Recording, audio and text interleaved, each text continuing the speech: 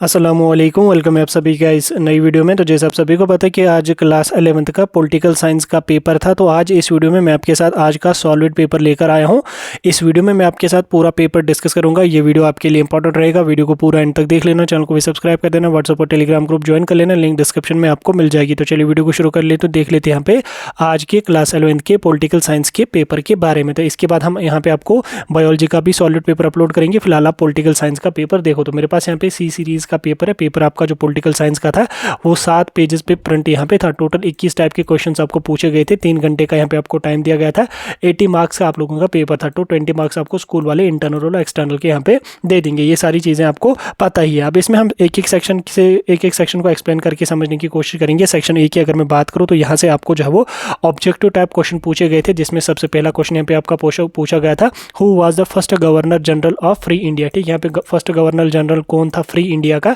India का नहीं है, यहाँ पे फ्री इंडिया इन्होंने लिखा है। तो फर्स्ट गवर्नर जनरल कौन था फ्री इंडिया का? तो वो था यहाँ पे लॉर्ड माउंटबेटन। ठीक, उसके बाद 1947 से लेकर 1948 तक ये थे। देन उसके बाद 48 में यहाँ पे सी राजगोपालाचारी जो है वो यहाँ पे बने थे। तो ये यहाँ पे हमारे जो वो फर्स्ट गवर्नर जनरल थे किसके? फ्री इंडिया के। ठीक, उसके बाद नेक्स्ट क्वेश्चन यहाँ पे आपका पूछा गया है, right to freedom of religion contains. ठीक, किस आर्टिकल में right to freedom of religion आता है? आर्टिकल 25 से लेकर 28 या 14 से 18, 23 से 24 या 19 से 22। तो हमारा राइट आंसर क्या रहेगा? Article 25 to 28। ठीक, इसका राइट ऑप्शन यहाँ पे रहने वाला है। अगले क्वेश्चन की अगर मैं बात करूँ तो अगला क्वेश्चन यहाँ पे आपका पूछा गया है, who has called political science A master science. ठीक, किसने यहाँ पे पॉलिटिकल साइंस को बोला था ए मास्टर साइंस? तो यहाँ पे 4 ऑप्शन से 4 में राइट आंसर आपका एरिस्टोटल रहने वाला है। तो Aristotle will be the right answer for question number 3। अगला क्वेश्चन यहाँ पे आपका पूछा गया था, politics is a study of class struggle was said bye. ये स्टेटमेंट किसने दिया था? तो किसने दिया था? ये दिया था के मार्क्स ने। यानी कि डी पार्ट इसका राइट आंसर यहाँ पे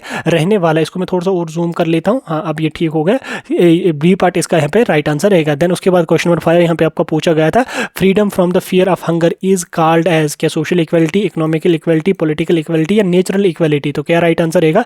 इकोनॉमिक इक्वलिटी। ठीक, ये हमारा जो है वो फियर ऑफ हंगर जो है वो इसको कहते हैं इकोनॉमिक इक्वलिटी। ठीक, इकोनॉमिक इक्वलिटी राइट आंसर रहेगा क्वेश्चन नंबर 5 को। देन उसके बाद क्वेश्चन नंबर 6 की अगर मैं बात करूँ तो क्वेश्चन नंबर 6 आपका पूछा गया है, equal access of everyone to the avenue of authority was said by. तो ये स्टेटमेंट किसने दिया था? ये स्टेटमेंट दिया था टी.एच. ग्रीन ने। ठीक, टी.एच. ग्रीन यहाँ पे राइट आंसर रहेगा क्वेश्चन नंबर 6 को। देन उसके बाद नेक्स्ट क्वेश्चन यहाँ पे आपका पूछा गया है, population, territory, government and sovereignty are the essential elements of any society, state, culture या नन ऑफ द अबव। तो ये किसके एसेंशियल एलिमेंट्स होते हैं? ये एक स्टेट के एसेंशियल एलिमेंट्स होते हैं। इनके state will be right answer. ठीक, नेक्स्ट क्वेश्चन यहाँ पे आपका पूछा गया है, नेशन कंसिस्ट्स ऑफ। ठीक, नेशन में क्या होता है? क्या एथनिक यूनिटी होती है, ज्योग्राफिकल यूनिटी होती है, कॉमन लैंग्वेज होती है, ये ऑल ऑफ द अबव होता है। तो इसका जो राइट आंसर रहेगा वो आई थिंक यहाँ पे एथनिक कम्युनिटी ही यहाँ पे रहने वाला है। ठीक, ethnic community will be the right option for question number 8। ठीक, इसमें ऑल ऑफ द अबव भी आ सकता है, लेकिन मेरे ख्याल से यहाँ पे एथनिक यूनिटी ही आ सकती है। ठीक, उसके बाद अगले क्वेश्चन की अगर मैं बात करूँ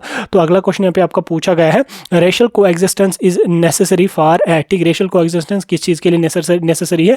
क्या ये साउंड स्टेट के लिए, डाइवर्सिफाइड स्टेट के लिए, मल्टीकल्चरल स्टेट के लिए, सभी के लिए? तो ये हमारी जो वो सभी के लिए यहाँ पे नेसेसरी होती है। तो all of the above will be the right answer for question number 9। ठीक, अगला क्वेश्चन यहाँ पे आपका पूछा गया है, principle of national self determination was made popular of the Second World War by. ठीक, किसने ये दी थी? तो ये राइट हमारा ऑप्शन रहेगा वुडरो विल्सन। ठीक, Woodrow Wilson will be the right option for question number 10। उसके बाद सेक्शन बी की अगर मैं बात करूँ तो सेक्शन बी से आपके शॉर्ट आंसर टाइप क्वेश्चन आए थे, very short answer type question आए थे 2-2 मार्क्स में, जिसमें यहाँ पे आपको जो है वो पहले 2 मेरिट्स ऑफ कॉन्स्टिट्यूशन लिखने थे। देन उसके बाद मीनिंग ऑफ राइट्स क्या है, देन उसके बाद यहाँ पे fundamental rights and justiciable explain brightly. ठीक, ये क्वेश्चन आपको गेस्ट पेपर में भी मैंने मेंशन किए थे। जिन बच्चों ने गेस्ट पेपर देखा होगा तो उनको पता चल गया होगा।